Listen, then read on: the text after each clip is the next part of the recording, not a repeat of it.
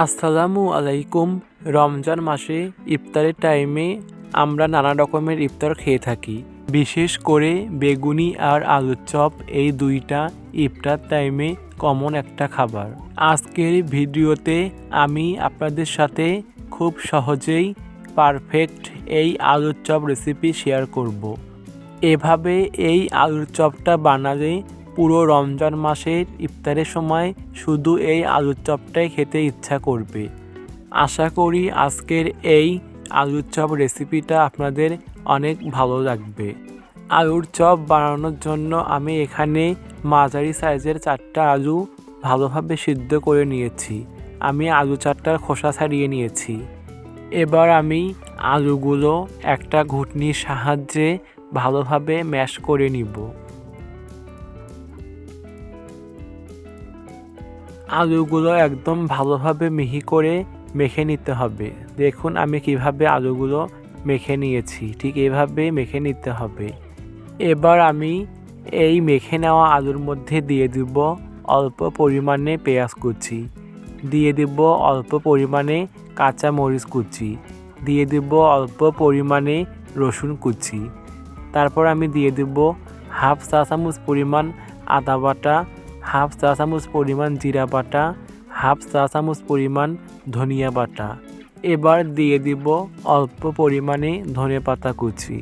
তারপর আমি দিয়ে দিব হাফ চা চামচ পরিমাণ লবণ, দিয়ে দিব হাফ চা চামচ পরিমাণ হলুদের গুঁড়া। এবার আমি আলুর সাথে সবগুলো উপকরণ ভালোভাবে আবারও কিছুক্ষণ মেখে নিব।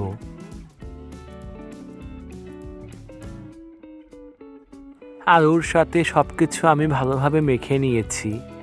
এবার আমি আলুর চপ বানানোর জন্য আলুগুলো লম্বা লম্বা শেপ করে নিব।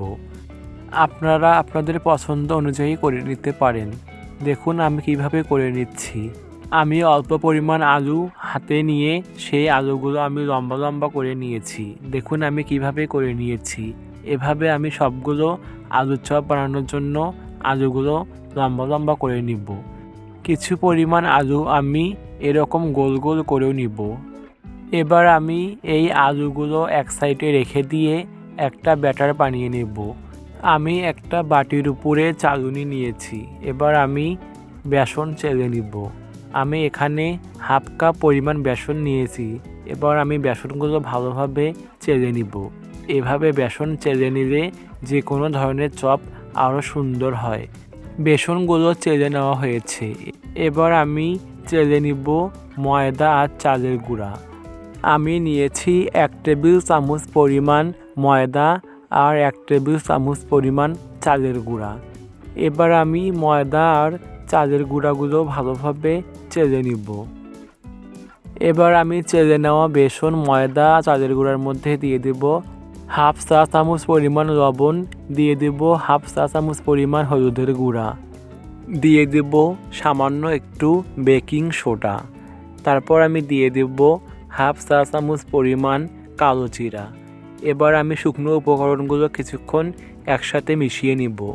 এবার আমি দিয়ে দেব 1 চা চামচ পরিমাণ কাঁচা মরিচ বাটা, দিয়ে দেব হাফ চা চামচ পরিমাণ রসুন বাটা, হাফ চা চামচ পরিমাণ আদা বাটা, হাফ চা চামচ পরিমাণ জিরা বাটা, হাফ চা চামচ পরিমাণ ধনিয়া বাটা। এবার আমি বাটা মশলার সাথে শুকনো উপকরণগুলো আবারও ভালোভাবে কিছুক্ষণ মিশিয়ে নিব। এবার আমি ব্যাটার বানানোর জন্য এর মধ্যে দিয়ে দিব পানি। আমি অল্প পরিমাণ করে করে পানি দিয়ে দিব। একবারে পানি দেওয়া যাবে না, তা না হলে ব্যাটারটা সুন্দর হবে না। অল্প পরিমাণ করে করে পানি দিয়ে ভালোভাবে এই বেসনের ব্যাটারটা বানিয়ে নিতে হবে। আমার ব্যাটারটা বানানো হয়েছে। দেখুন আমি কিভাবে ব্যাটারটা বানিয়ে নিয়েছি। যখন দেখবেন যে আঙ্গুলের সাথে ব্যাটারগুলো লেগে গেছে, তাহলে বুঝবেন যে ব্যাটারটা একদম পারফেক্ট হয়েছে। এবার আমি চুলায় একটা কড়াই বসিয়ে দিয়ে কড়াইয়ে দিয়ে দেব তেল। বেগুনি বা আলুর চপ সবসময় ডুবো তেলে ভাজতে হয়। বেগুনি বা আলুর চপ ভাজার জন্য অবশ্যই ডুবো তেলে বেগুনি বা আলুর চপ ভাজতে হবে, তা না হলে চপগুলো ভালো হবে না। এবার আমি ব্যাটারের মধ্যে আগে থেকে মেখে নেওয়া আলুর চপগুলো একটা একটা করে ব্যাটারের সাথে মেখে নিয়ে গরম তেলে দিয়ে দিব। অবশ্যই তেলটা ভালোভাবে গরম করে নিতে হবে।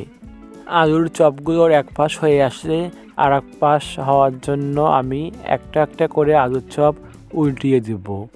আলুর চপগুলো তেলে দেওয়ার সময় অবশ্যই চুলার আঁচটা বাড়িয়ে দিয়ে আলুর চপগুলো ভেজে নেবেন, তাহলে আলুর চপগুলো সুন্দর হবে। আমার আলুর চপগুলো হয়েছে, এবার আমি আলুর চপগুলো গরম তেল থেকে উঠিয়ে নিব। দেখতেই পারছেন যে আলুর চপগুলো কত সুন্দর হয়েছে। এবার আমি একটা বাটির মধ্যে আলুর চপগুলো নামিয়ে নিব। আশা করি আজকের এই আলুর চপ রেসিপিটা আপনাদের অনেক ভালো লেগেছে। এই রমজানে ইফতার টাইমে আপনারা এই আলুর চপটা বানিয়ে খাবেন, অবশ্যই আপনাদের অনেক ভালো লাগবে। আজকের রেসিপিটা ভালো লাগলে দয়া করে আমার এই চ্যানেলটি সাবস্ক্রাইব করে পাশেই থাকবেন, সাথে লাইক কমেন্ট শেয়ার করতে ভুলবেন না। আজকে এই পর্যন্তই, সবাই ভালো থাকবেন। ধন্যবাদ সবাইকে। আল্লাহ হাফেজ।